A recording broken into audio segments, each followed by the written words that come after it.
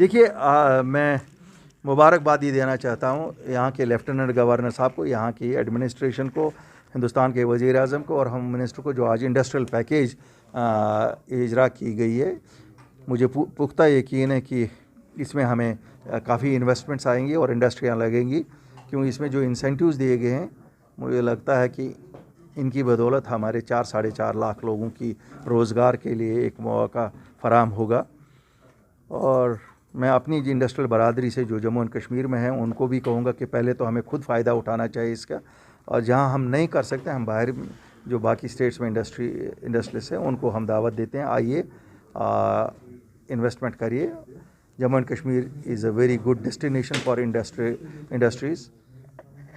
यहाँ लेबर की अवेलेबिलिटी है, यहाँ जो हमारे बच्चे हैं बहुत ही ज़हीन और काबिल हैं। आपको किसी और स्टेट में इतने ज़हीन बच्चे नहीं मिलेंगे जितने यहाँ मिलेंगे। मैं एक चीज़ बताऊँगा, इंडस्ट्रियल पॉलिसी तो पहले भी हम लीज़ पे देते थे आउटसाइडर्स को, ऐसा तो है नहीं कि 370 में हमने नहीं दिया था। यहाँ लीज़ पे हम लैंड उनको देते थे आज भी।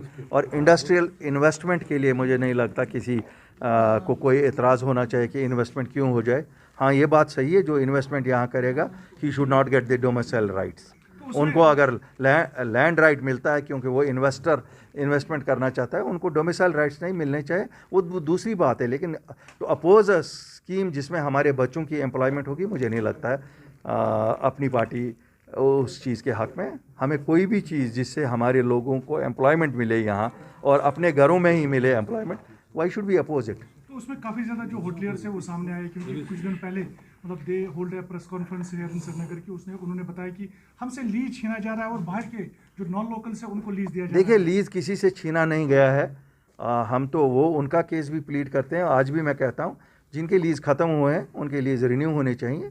क्यों नहीं करेंगे? The government will do it. मैं आपको कहता हूँ कैसे नहीं करेगी। हम की हाँ, हमारा ये मानना है जिन्होंने इन्वेस्टमेंट की है उनके लीज रिन्यू होने चाहिए।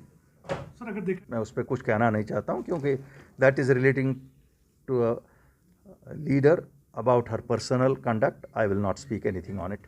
बुखारी साहब, आखिरी सवाल है मेरा, क्योंकि आप काफ़ी बार जो है प्राइम मिनिस्टर और अमित शाह से मिले हैं, तो आपको मतलब आश्वासन दिया गया यहाँ पर 4G इंटरनेट जो है बहाल होगा, लेकिन 1.5 साल भी गुजर गया, 2 साल होने को है। देखिए साहब, और उसके साथ में स्टेटहुड के बारे में भी कहा गया था। बाकी जो मतलब बातें हैं यहाँ पर कश्मीर में दिए जाएंगे, लेकिन कुछ भी उस देखिए साहब इंडस्ट्रियल एक्ट के बारे में भी ऐसा ही कुछ होगा। देखिए दो तीन चीज़ें मैं आपको कहूँ। अपनी पार्टी का कोर एजेंडा है statehood, protection of jobs, protection of land rights. बाकी जम्मू कश्मीर बैंक की ऑटोनॉमी बहाल करना, 4G, ये सब दीज आर ऑल रिलेटेड इन चीज़ें हैं। जैसे आप आज आप देखिए केएस के जो हमारे बच्चे हैं उनके लिए एज अब 32 साल की गई है। क्यों? जब पूरे मुल्क में 37 साल जनरल कैटेगरी के लिए, यहाँ क्यों नादरशाही हुक्मरान बैठे हुए हैं जो नादरशाही ऑर्डर निकाल रहे हैं, जिससे हमारे बच्चों को वो मौके नहीं फराहम हो रहे हैं जो बाकी स्टेट्स में। 4G भी आ जाएगा। देखिए, स्टेटहुड भी आ जाएगा। मैं तो उन लोगों को कहता हूँ जो कहते थे कि ये तो खुद ही गवर्नमेंट ऑफ इंडिया देगी, मैं कहता हूँ हमसे कोई चीज़ छीनी गई है। हमें ज़रूरत है, दिल्ली को ज़रूरत नहीं है, जम्मू कश्मीर के लोगों को स्टेटहुड चाहिए। So we have to fight, we have to go, we have to highlight, we have to ask that it should be restored. खुद ही कोई चीज़ नहीं आती है। यहाँ जिन सियासतदानों को ये लगता था ये तो खुद ही आ जाएंगे, क्या आ गया? अगर हम नहीं निकलते, अगर अपनी पार्टी उस वक्त जॉब्स का मसला नहीं उठाती, तो हमारे लिए तो क्लास 4 जॉब्स थी। ये तो सिंगल हैंडेडली हमारी पार्टी ने किया। अगर हम नहीं करते तो ये फ्रूट वालों को कौन सब्सिडी देता? आज तक 72 साल में किसी ने दी। अब हमें गिनने की आदत नहीं है, हम गिनना नहीं चाहते। 5 अगस्त 2019 को 370-35 से हटने के बाद आपके लैंड राइट्स कोई नहीं थे, कोई भी ज़मीन खरीद सकता था।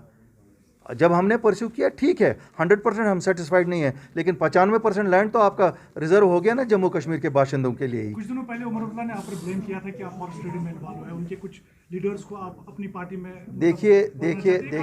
देखिए मैं बता दूंगा, उमर साहब की मैं बहुत इज़्ज़त करता हूँ। यहाँ कुछ जगहों पे इंडिपेंडेंट्स ने भी जीता DDC के इलेक्शंस। अगर उनकी पार्टी ने किसी इंडिपेंडेंट को लिया और अगर हमारी पार्टी में भी आया तो इसमें क्या है? ये तो चलता रहेगा।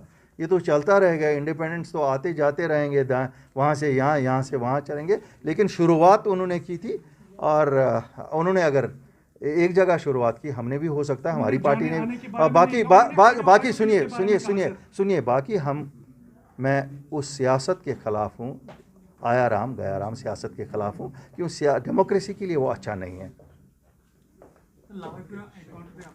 देखिए, सच मंजर आम पे आना चाहे, बेगुनाहों का खून बहाना और हमारे नौजवानों का किसी को भी एक्सेप्टेबल नहीं है।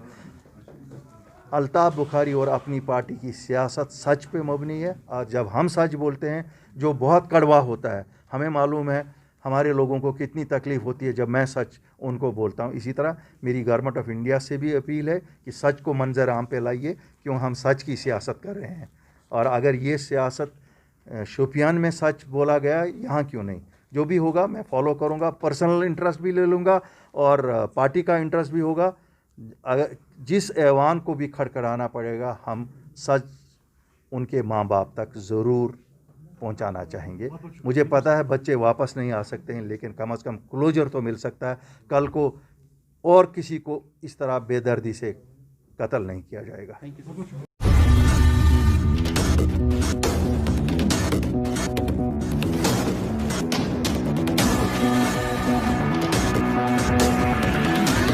INS.